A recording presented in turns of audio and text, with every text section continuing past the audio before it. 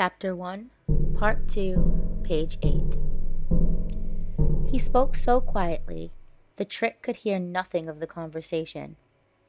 Drew was back at the table in less than 30 seconds. Without a word, he reached down and grasped the smallest finger of the hand on the money, and he bent it up until the big man shifted his weight defensively and pulled back in pain. Still using the finger as a lever, Drew then easily lifted the hand from the table, removed the 3 bills, and placed them in his pocket. "Okay, Hard-On," he said, relaxing the pressure on the hand and crooking his own index finger in the trick's face. "Let's go." Before the customer could respond, Drew was across the room and out the door. Rubbing his hand, his expression a combination of surprise and anger, the trick followed him onto Bedford Street. Once outside, Drew was surprised as well at how much the weather had changed in the short time since he had entered the pier.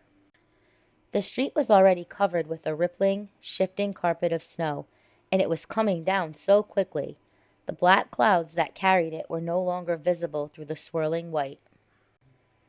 He flipped up the collar on his sidewinder's jacket, and when he was satisfied the trick was behind him, he lowered his head, leaned into the wind, and pushed up toward the corner. The apartment Drew had called was in the tenement directly behind Pier 14, less than 70 yards from the barroom. Drew jogged briskly up the front steps. There were no buzzers, no lock on the front door, and no names on the rusted, broken mailboxes. He shook the snow from his chair, climbed quickly into the second floor, and opened one of the doors without knocking. The big man followed several steps behind. By the time he caught up, Drew saw that a fine layer of snow was embedded like a skim of plaster in front of his cashmere coat. The trick was winded from the cold and the climb, and he still looked mad. The room they had entered was so sparsely furnished it looked almost abandoned. There was a bed against the far wall, a night table with a lamp, and a phone beside it.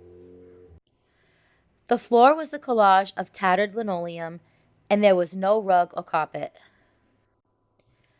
A young woman in blue jeans and a man's plaid jacket was at the far side of the room, one foot on the windowsill, looking out through the dirty glass at the snow whipping between the buildings across the alley. The girl turned toward the door when Drew entered, regarding him with obvious recognition but no greeting, then turned away again with the trick walking behind him. She ran her fingers through her stringy brown hair as she looked out at the snow. "Is this weather supposed to amount to anything?" She sounded dreamy and abstracted. Drew stared angrily at her, then quickly scanned the room for any sign of what she was using. The instant he had seen her eyes, he was sure she was on something.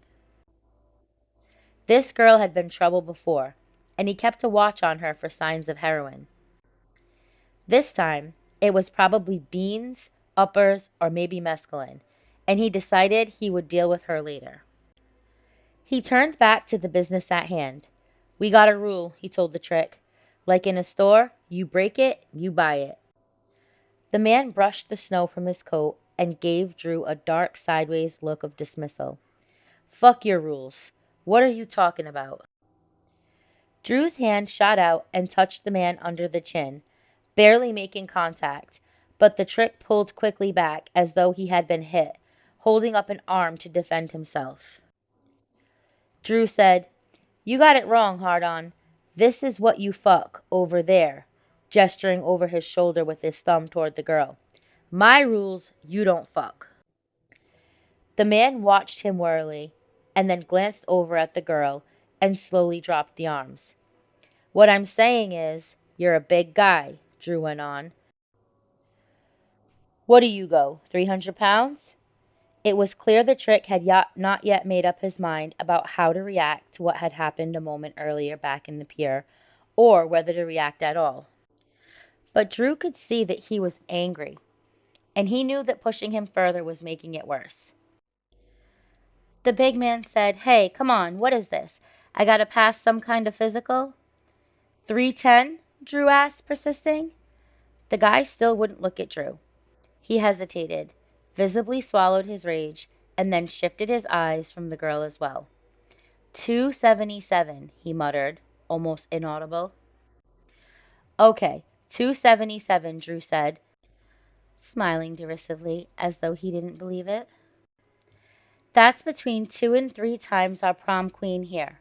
So what I'm saying is, be careful. The big guy had picked a place on the wall between Drew and the girl at the window, and now was staring at it. A neutral midpoint between the source of threat and the witness to his unwillingness to accept the challenge.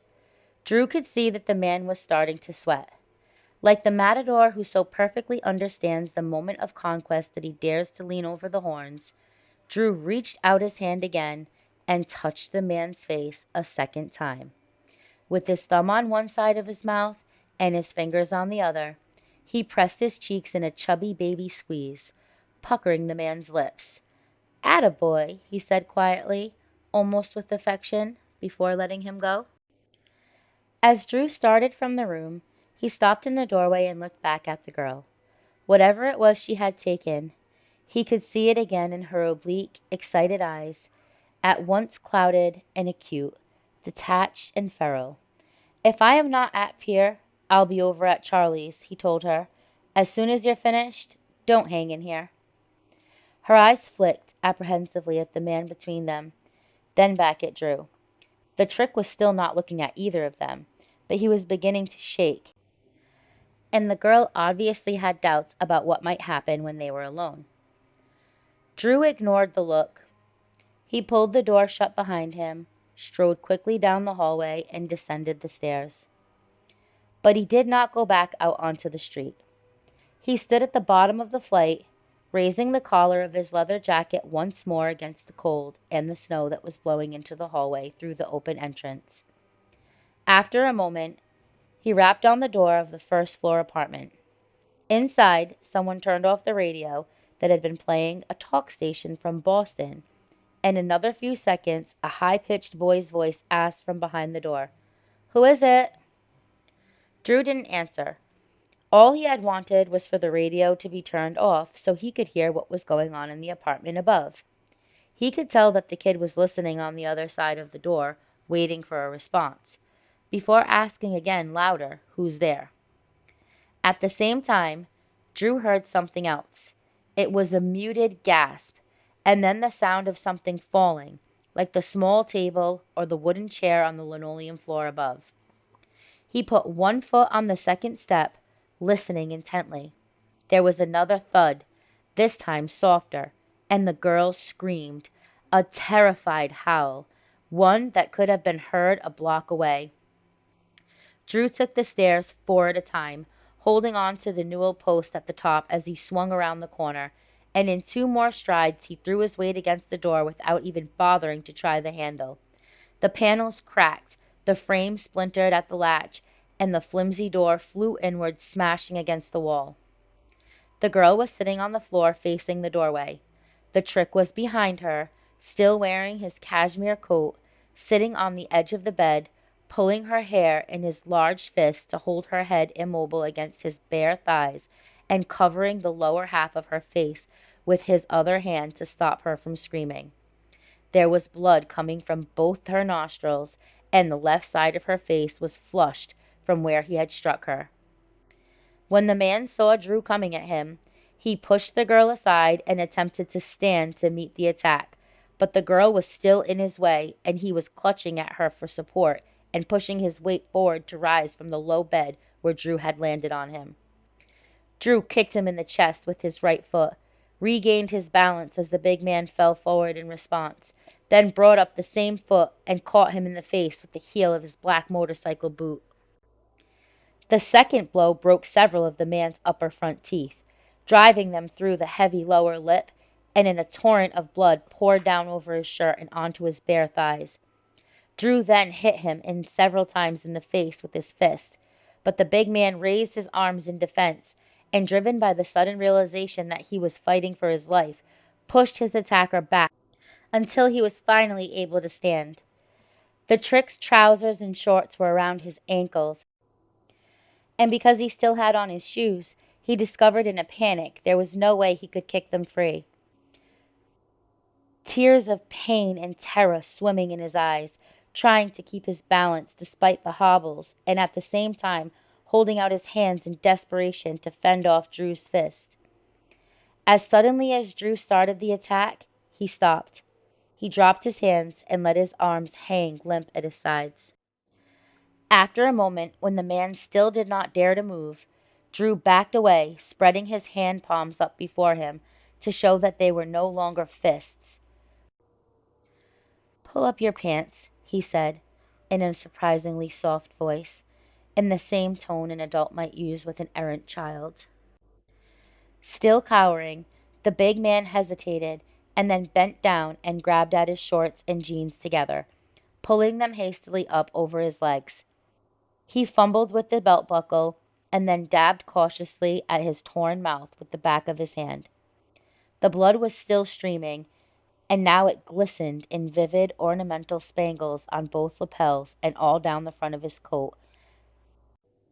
One of his broken pieces of tooth, the size of a chiclet, dislodged from his lower lip and fell audibly onto the linoleum at his feet. He sobbed in disbelief. Drew, by contrast, was composed to the point of serenity. He surveyed the beaten man without the slightest hint of emotion, either of anger or of empathy, and when Drew turned his attention to the girl, he looked her over with the interested detachment of an insurance appraiser after a minor collision, assessing the damage to someone else's automobile. He made a gesture with his hand, telling her to get up. "Come on, we're leaving." She put one hand on the end of the bed and the other on the windowsill and awkwardly gained her feet. Drew did nothing to help.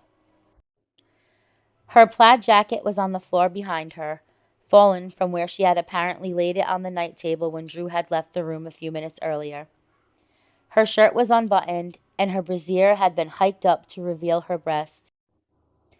Her hands were shaking so badly that at first she simply clasped the shirt together to cover herself, but then she reached inside and pulled the bra down again to its proper position. Still trembling, she struggled into the jacket, all the while eyeing the beaten, bleeding man with residual fear and a vengeful, nearby manic delight at her deliverance. Drew placed a hand on the shoulder to guide her toward the door. "Wait outside," he told her, "on the street." She hurried along the hallway and down the stairs. Turning back to the trick, Drew said, "All set?" The big man nodded, not trying to speak, and pointed helplessly at the blood that was still cascading from his mouth. "Yeah, I know," Drew said. "We gotta do something about that." He gestured toward the door, and the man walked painfully onto the hallway. At the top of the stairs, Drew stopped him with a hand on the shoulder. The man turned, a pleading look on his face, and said, "I gotta go to a hospital." Drew reached around for a lapel of the man's coat and used it to turn him gently but firmly until his back was to the stairway. "That's what I'm going to do," he assured him. "I owe you, and I'm going to put you in the hospital."